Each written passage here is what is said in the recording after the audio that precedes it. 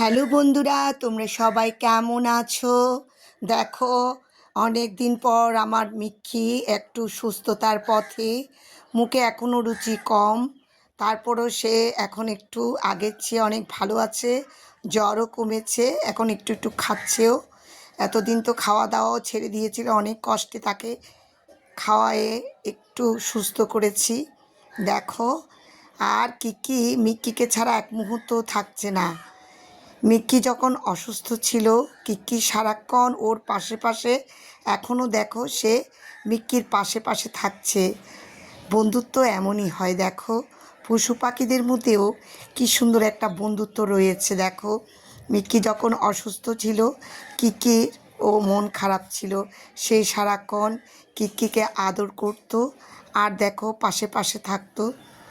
Mickey আগে থেকে একটু সুস্থ হওয়াতে কিক্কিও দেখো অনেক ভালো ফিল করছে, আর সব সময় মিক্কিকে খেয়াল করে রাখছে।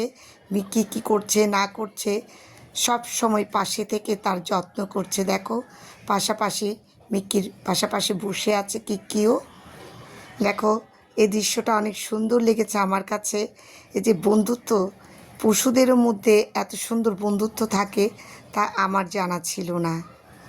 দেখো বন্ধুরা, আমার মিক্কি কিক্কি কত সুন্দর করে একজনে একজনের পাশাপাশি রয়েছে সর্ব অবস্থায়। তো ভাবলাম তোমাদের সাথে একটু শেয়ার করি। দেখো, খাওয়া দাওয়া শেষ করে দুইজন দুই পাশে বসে আছে এখন।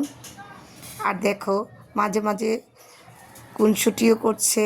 দেখো, আজকে আমার মেয়ে ওকে অনেক কথা বলছে, সেগুলো বুঝতে চেষ্টা করছে।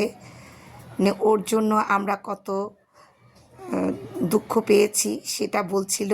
দেখো, একটু একটু ওর সঙ্গে খুনসুটিও করছে, তাতেও মজা পাচ্ছে। দেখ বন্ধুরা, দেখো কিকির সাথে একটু একটু দুষ্টুমি করছে, সেটা অনেক মজার ছিল। দেখো, এতদিন তো একদম দুজনে দুই পাশে কাছাকাছি ছিল, কিন্তু এইরকম দুষ্টুমি করেনি।